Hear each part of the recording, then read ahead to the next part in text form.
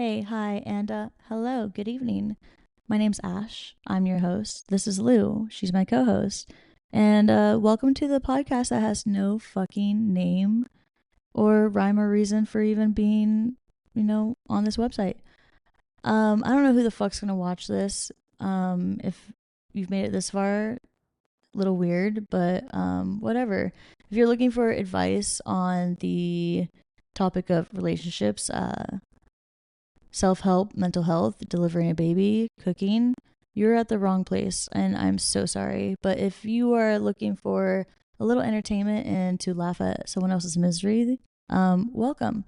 There is no shortage of chaotic bullshit that happens in my everyday life. So let's get the fuck into it. Without further ado, I'm referencing bullet points I have on my computer. So if you see a wandering eye, yes, that's what I'm doing, but also have a lazy eye. So mind your fucking business, okay? Some people think it's cute, all right? Anyways, let's jump into this. This is going to be the first episode obviously, so it's an introduction. So, let's go. The funny thing, let's start with that. I've spent my entire life being known by people who don't actually know me, you know? And I don't mean in the like mysterious, like no one understands me. Like I mean literally. And if you ask 10 people that I grew up with to describe me, they would all have completely different explanations. Like, some would say I'm loud, some would say I'm sensitive, others would say I'm confident, insane.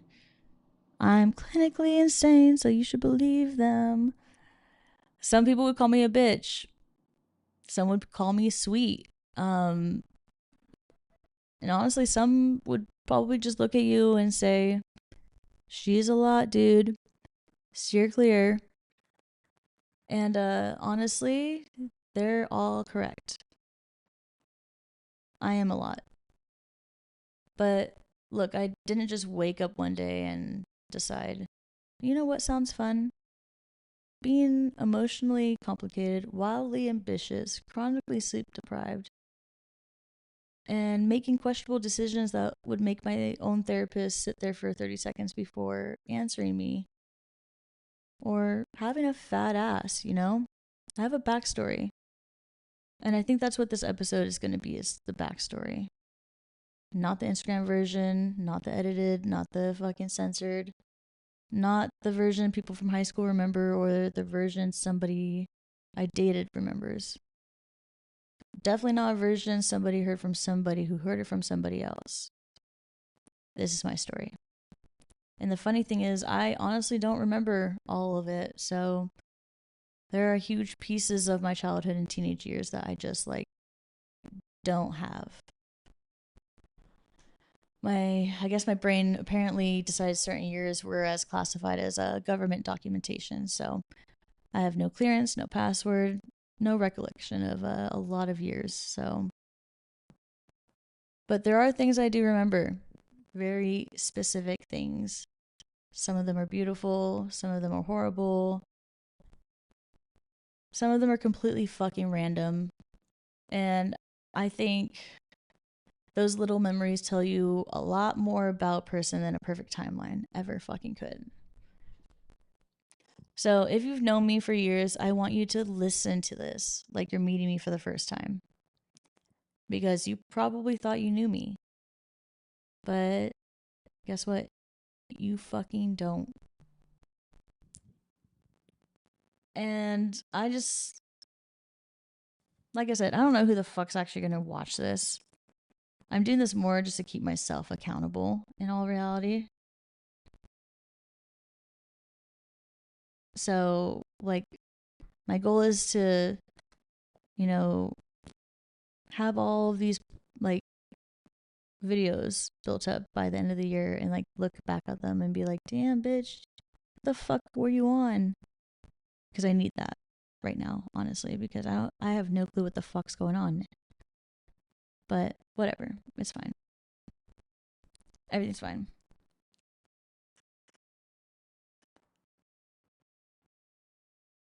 Anyways, I don't know my biological father. Like, I know who he is, but I don't know him. I know that he was a drug dealer. He would leave me with whoever the fuck he wanted to. And then I know after me, he had a bunch of other kids. And I guess from a really young age, I felt displaced. Like I could be left, easily passed around. And when you're 4 years old, you don't have the vocabulary for abandonment. You're not sitting there going, interesting, I'm experiencing an attachment wound. You're 4.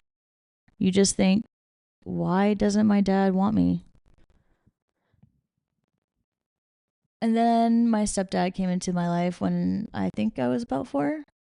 I call him dad. He became my dad. He raised me. And honestly, I want to make something clear before I go any further.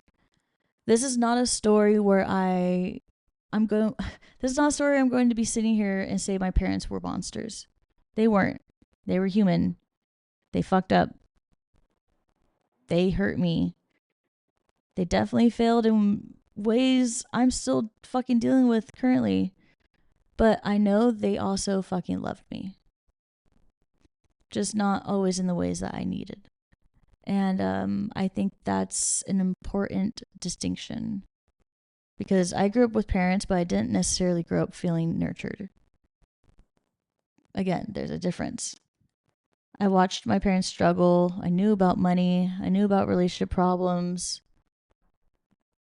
I knew when something was wrong. I knew things about my family's emotional life that kids shouldn't really have to know. And when my parents were taking breaks, my dad would take me on dates with him. And looking back now, I'm like, Jesus Christ, that's a lot for a fucking child. But, at the time, that was just my life. And then when I was 9, my sister was born. Or 8, I can't remember. She was my dad's biological daughter. And I just specifically remember my grandma saying, finally, I have a granddaughter. And I remember how much that fucking hurt. Because I was already the granddaughter. I was right fucking there. And suddenly there was this feeling that somebody else had arrived and filled a position I'd been occupying my entire life. I was 9 fucking years old. I couldn't explain why that hurt, but I remember it. And that's the thing about childhood. You don't always remember the explanation. You just remember the fucking feeling.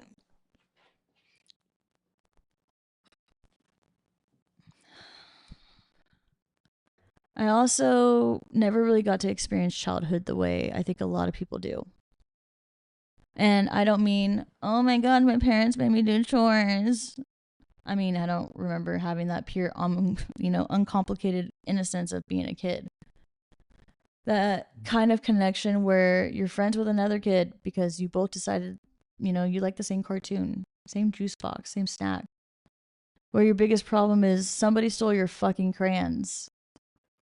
Where you can trust that tomorrow is just going to be tomorrow. I knew about adult shit from a young age. I knew about financial problems. I knew about emotional problems. I knew about relationship problems. And I knew about death. Very fucking young. One of my earliest, really vivid memories is, I think, 2006 after my Uncle Buddy died. And the circumstances surrounding his death weren't hidden from me. I knew what happened. I knew about suicide. I knew that people could be alive one day and gone the next. Funerals were honestly normal to me. Death was normal. And I think when you're exposed to that stuff that young, it changes your relationship with life. I watched people I knew as happy just disappear. People who had families, people who laughed, people who had entire lives ahead of them. And then suddenly they weren't there.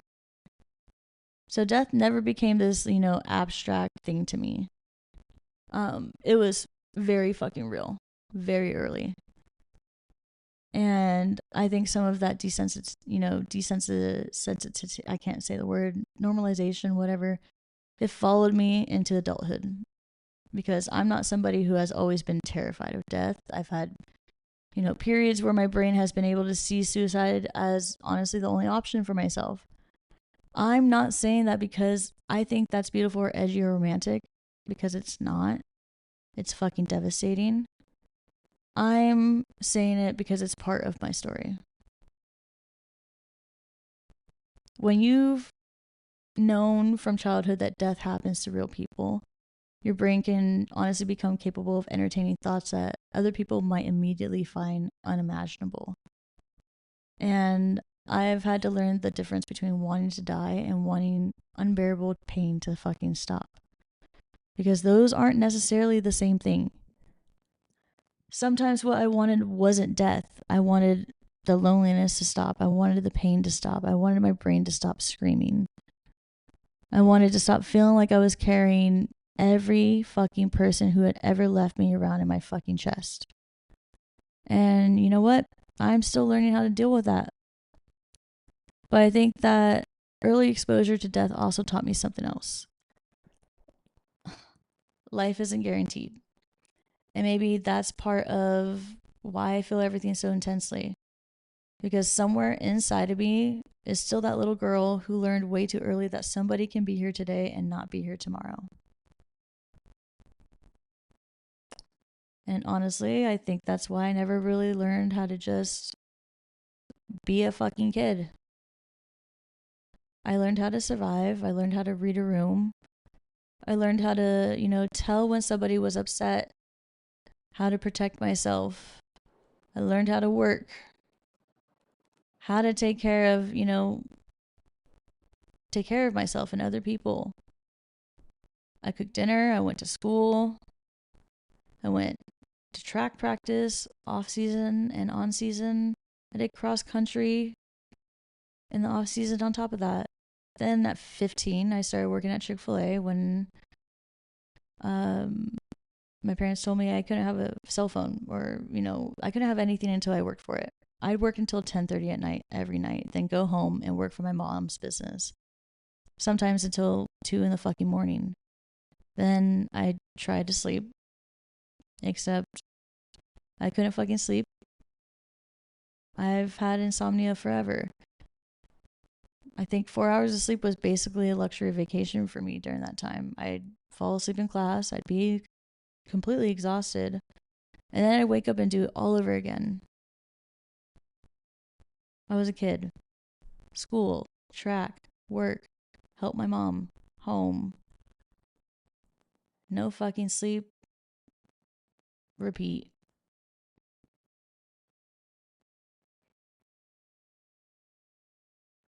I knew how to work. I knew how to keep moving. I knew how to get shit done.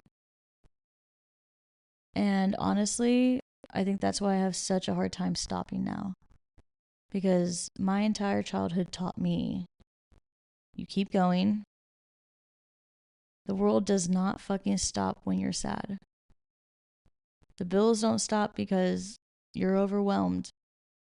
Life doesn't stop because you're having a bad fucking day. So get the fuck up. Do it. Keep on moving.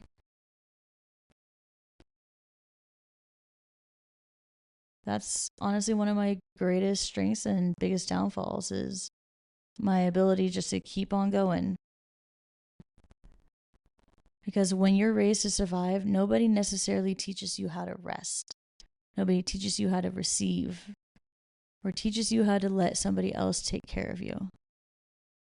You become really fucking good at needing nobody. And then you grow up and fucking realize,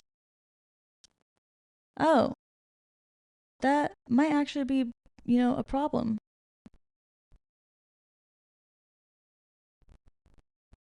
It is a fucking problem. Now, before you picture me as some bullied, socially awkward, fucking pipsqueak sitting alone in a cafeteria while everyone, threw milk cartons at me, that's not what fucking happened. I think the only time I was really bullied was second grade, and it was over something so fucking stupid that it sounds like a joke. It was over my fucking eyelashes. Apparently, they were too long, and a bunch of girls made fun of me for having eyelashes that were too long. But I remember going home that day and cutting them all off. I was a fucking child.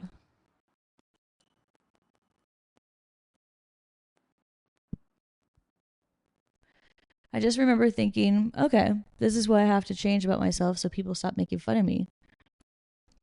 Which is actually a pretty concerning origin story for a woman who now spends half her life saying, fuck what everybody thinks. Apparently, it took 20 fucking years. And here's what's important: I wasn't unpopular, I wasn't invisible, I wasn't some kid nobody fucking knew. I went to school with the same motherfuckers from elementary school all the way through high school. Everyone fucking knew me. I could have sat with almost anyone at lunch. I was involved. Like, I did track and field varsity all 4 years. I was part of the fucking broadcast journalism class that, ran the morning show. I was a fucking senior editor of the newspaper. That's not a big deal. Whatever. But people knew who the fuck I was. I was good with everybody. But there weren't necessarily connections. And that's different. Being known isn't the same thing as being known deeply. Because you can honestly be surrounded by people and still feel completely fucking alone. And I think that distinction explains a lot about me. Because I've never fully been desperate for attention. I've been desperate for connection. There's a difference there. Now, social media was also becoming fucking huge when I was growing up. And I'm not talking about MySpace. I'm talking like Snapchat. I'm talking Twitter. Fucking Tumblr. That was my go-to, was Tumblr. Instagram was just starting out. This was the era when like online bullying was fucking everywhere. You couldn't necessarily go, home from school anymore. The internet followed you. And like I said, I had Tumblr. Didn't have anything else. I had Tumblr though. And every once in a while, I'll go back and read the shit I wrote when I was younger. I'm locked out of that account, but I can still look it up. But I swear to God, I want to grab teenage me by the shoulders and go, oh, babe, you have no fucking idea what's coming. Because I'll read something I wrote about heartbreak or, loneliness and think, you think this is pain? Bitch, you haven't even met life yet. But that's weird. And how deeply I already felt then. I just didn't understand it. I didn't have the vocabulary for it. I'd stay up late at night writing about feelings I couldn't explain. And like I said, I've always had insomnia. So I just honestly lie there at 2 a.m. with my brain going a million fucking miles an hour. And I just write. That was probably the first version of this podcast. Me, alone. It's only 10 o'clock right now, but, usually at 2 a.m, writing feelings down because I have nowhere else to put them.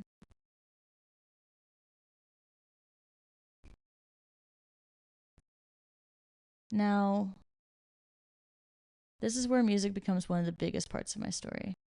Because I fucking love music. Not casually. Not, oh, I like music. Nah. Music has always been different for me. Maybe it's because I'm neurodivergent. I don't know. Maybe it's just how my brain is wired. I don't know. But I've always had this like insane connection to music. There's a fly in here and I can see it out of my peripheral. I just remember I could hear a song and feel something before I even understood what the fucking feeling was. And, my dad gave me a lot of that. Queen, Jimi Hendrix, Pink Floyd, fucking the Beatles. Love them or hate them, still one of the greats. Fucking songs like Killer Queen, Foxy Lady, Great Gig in the Sky. And I just remember every year on my birthday, my dad would play Happy Birthday for Me by the Beatles. Like, blast it through the house. And I remember that. That's important to me. Because I don't want this story to become my parents were terrible and nothing good ever happened. Because that's not true. They showed love in, very particular ways. And I think music was one of those ways. My dad gave me music, and that shit stayed with me. Then in high school, I'm sitting there with my fucking CD player. Yes, I said CD player in high school. God, I'm aging myself, aren't I? The thing is, like, CD players were before my time, but I just wasn't allowed to fucking have an iPod or anything in high school, so I had a CD player. I just remember, though, I was blasting Pierce the Veil, Sleep in the Sirens, and I was just, like, gone. I would sit there listening to music and imagine that for once I was the main fucking character. And not in, like, a narcissistic way. Like, not in the I'm better than everyone kind of way. I mean, that music made the world inside my head feel bigger than the world around it.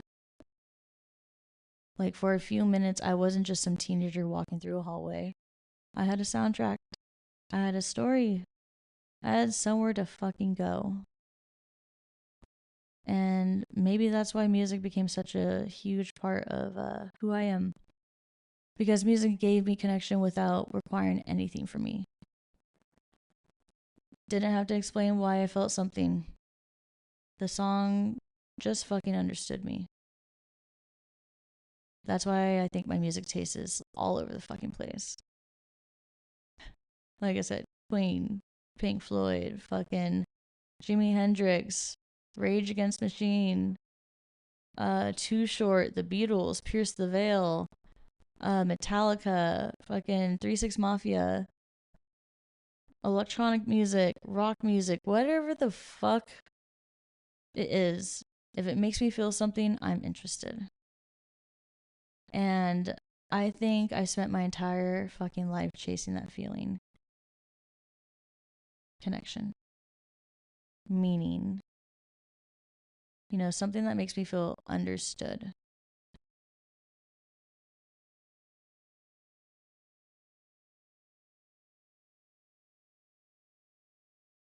Well, moving on. I think my first heartbreak was my parents. And I know somebody's going to hear that and say, at least you had parents. Yeah, I had fucking parents. But having parents doesn't automatically mean I was nurtured. I had parents, I had a home, I had food, I had people who loved me. And guess what? I still raised myself in a lot of fucking ways. And it took me a long fucking time to forgive my parents, not because I wanted to punish them, but because I needed to understand what the fuck happened. And even after forgiving them, I can't pretend none of that shaped me. Because it did. My parents are part of the reason I give people so many chances. They're part of the reason I tolerate shit I shouldn't fucking tolerate. They're part of the reason I can look at somebody hurting me and immediately start wondering why they did it instead of asking why the fuck I'm still standing there.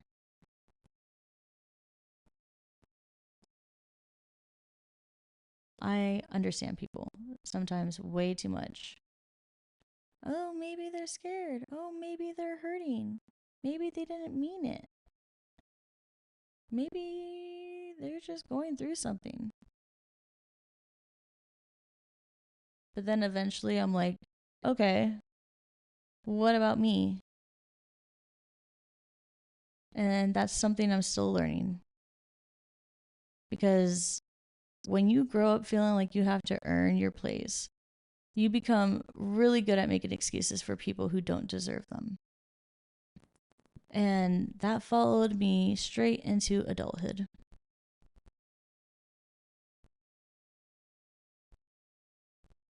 I am the person I am today because of what I went through. So I left home at 17, moved in with my first fucking boyfriend, and I spent so much of my fucking early 20s trying to figure out how to be the perfect woman for somebody else. How do I make him happy? How do I keep him? How do I become indispensable? How do I make sure he doesn't fucking leave? Meanwhile, I wasn't figuring out who the fuck I was. I was figuring out who I needed to be to become somebody else so somebody would fucking stay. And that's a very different thing. I've been in abusive relationships. I've been emotionally abused. I've been physically hurt. I've been cheated on. Been lied to. Like, been made to feel like I was crazy. Been abandoned. And every time some part of me asked, what the fuck is wrong with me? And I'm finally learning to ask a different question. What happened to me? Because those are two completely different questions. What is wrong with me? That assumes I'm defective. What happened to me? That recognizes that there's a story. And guess what? There is. And it's a fucking long one.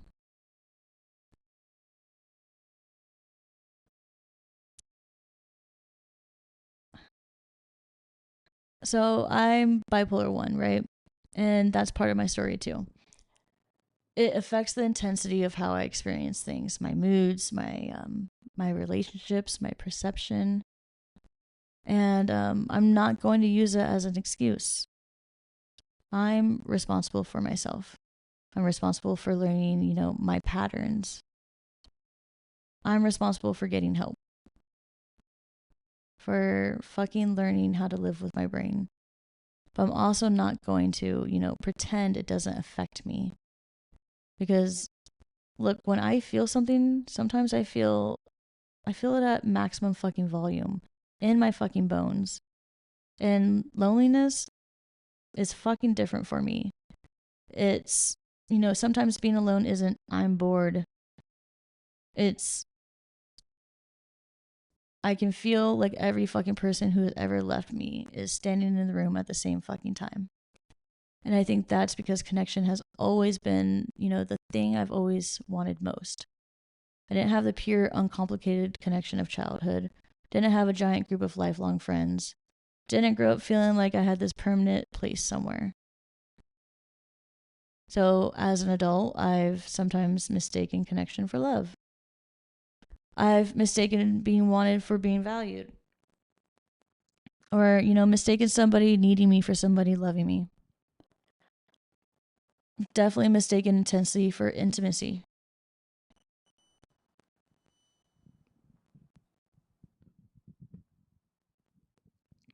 But I'm learning the difference, and that's probably one of the biggest lessons of my life. Another person cannot be your entire fucking home. They can be part of it. They can make it beautiful, add to it, but they cannot be the foundation. Because if they leave and your entire identity collapses with them, that's not love. That's dependence. And I've lived with that. I'm not ashamed to admit it. I'm learning.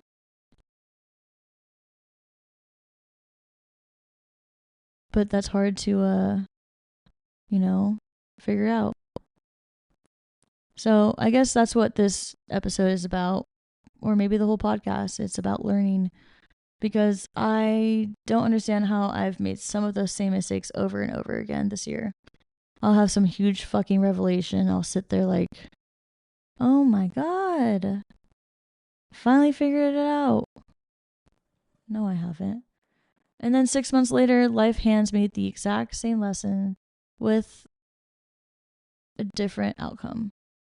And I'm like, wait a minute. Didn't we already fucking go through this? Apparently, I didn't learn. Apparently, I need the director's cut. But guess what? I'm getting there.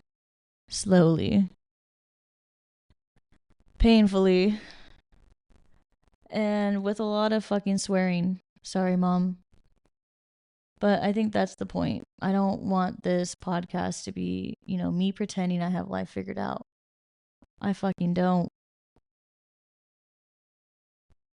I don't want to be a fucking life coach. I don't even want to be my own fucking life coach half the time. I want this to be somewhere I can talk,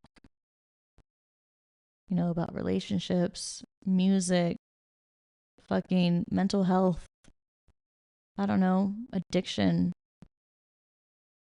sex, ooh, and so on. There's going to be, failure, success. There's going to be loneliness, a lot of it, I'm sure, creativity. I'm moving again, so there's so much excitement coming. Whatever ridiculous shit happens to me that week, I want to talk about it. Because I'm not interested in pretending I've got everything figured out. I'm interested in figuring it out loud.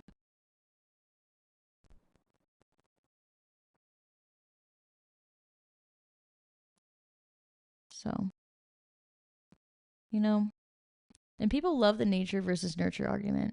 Were you born this way? Were you raised this way? And honestly, I think obviously nature raised me, not because my parents didn't love me,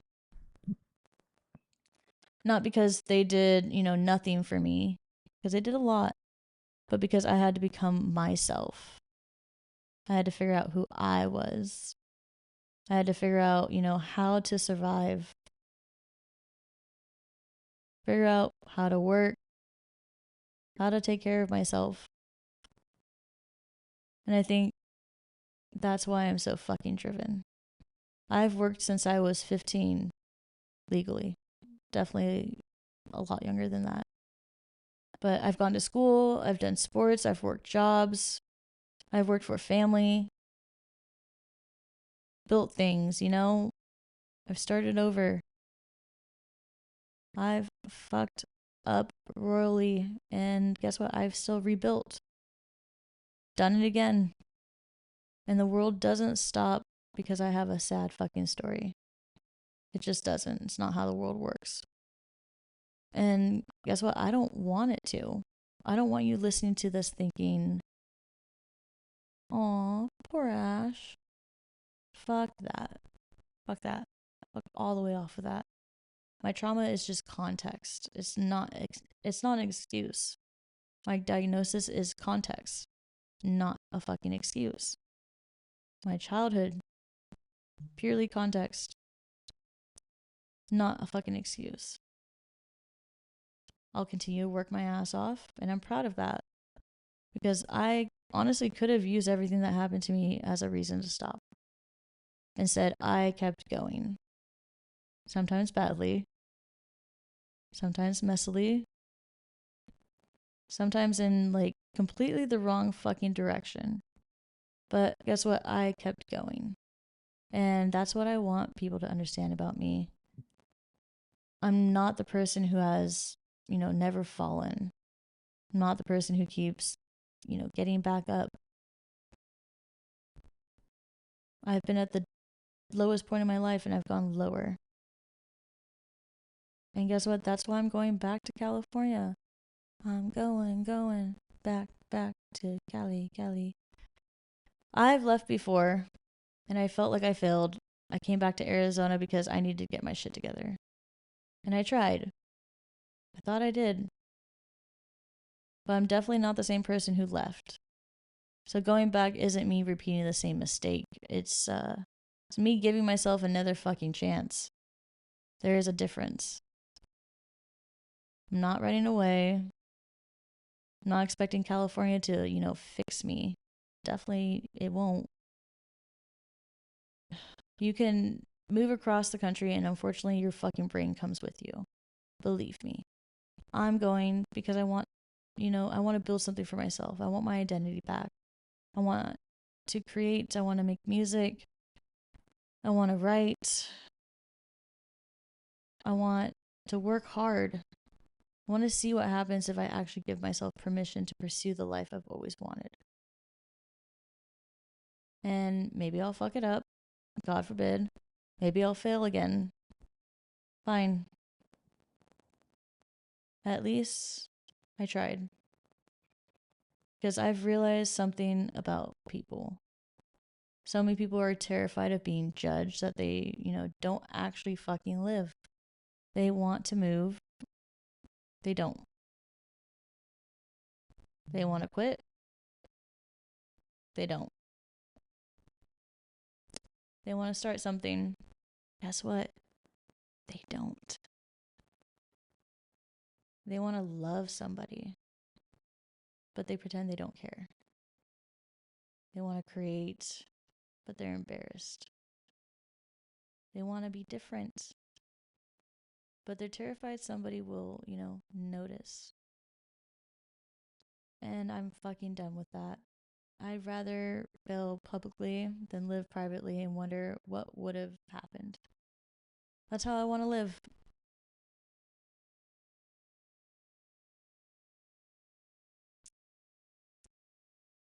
So, if you know me for years, allegedly, you probably knew a chapter. Maybe you knew the girl from elementary school.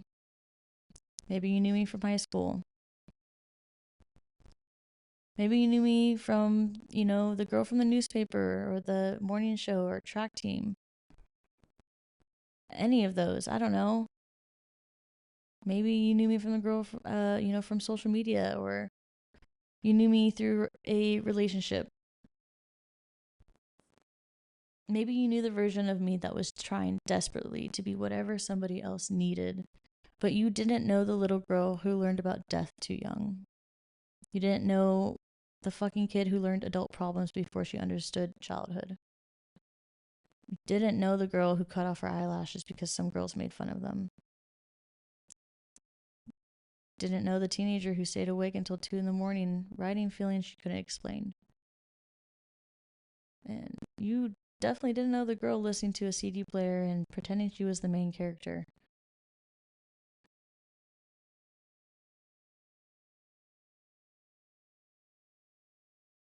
You never knew how much music meant to me, and you didn't know how badly I craved attention and connection. You didn't know how much loneliness affected me and still affects me. Or, how much I confuse intensity with intimacy.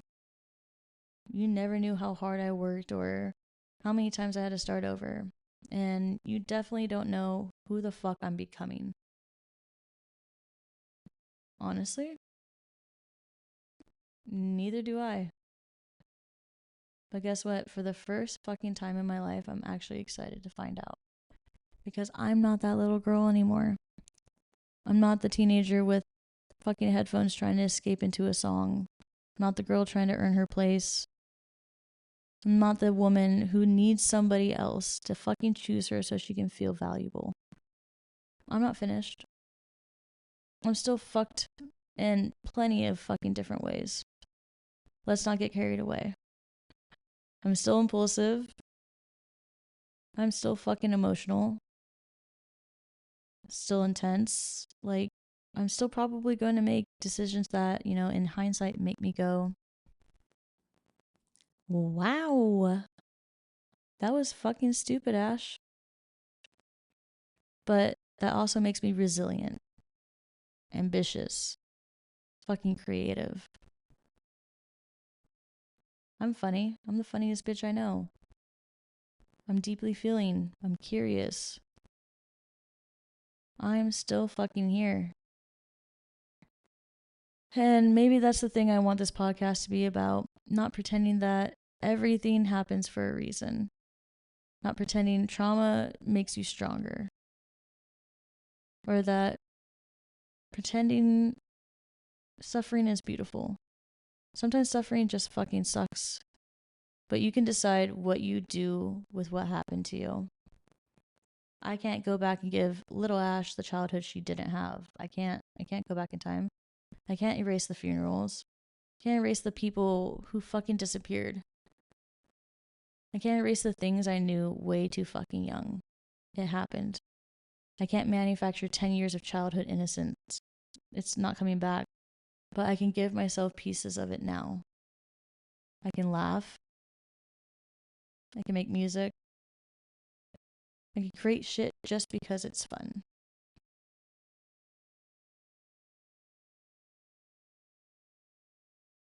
I can be soft. I can let people love me without immediately trying to figure out when they're going to leave. I can have fucking fun. Live a little. And maybe that's what growing up actually is for me. Not becoming harder or, colder or detached. Maybe it's realizing I've survived enough. I've been through enough. I don't have to spend the rest of my life proving that I can survive. Maybe I actually get to fucking live for once. And that's what I'm doing right now. I'm gonna go back to Cali. Cali, I'm going, whatever. I'm gonna go create. I'm gonna work. I'm gonna make mistakes. I'm gonna go fall in love with things again. I'm probably gonna fuck up. But guess what? I'm going to try again, and I'm going to tell you about all of it. Because I spent enough of my fucking life being the girl everyone knew. Now I want to be the fucking woman people actually fucking know. So, if you thought you knew me before, very cute. Super cute. You knew a version. This is me. This is the story. It's only the fucking beginning. Hi, I'm Ash. You probably thought you knew me. Definitely fucking didn't. But now you can start. Good place to start. So welcome and good night. Until next time.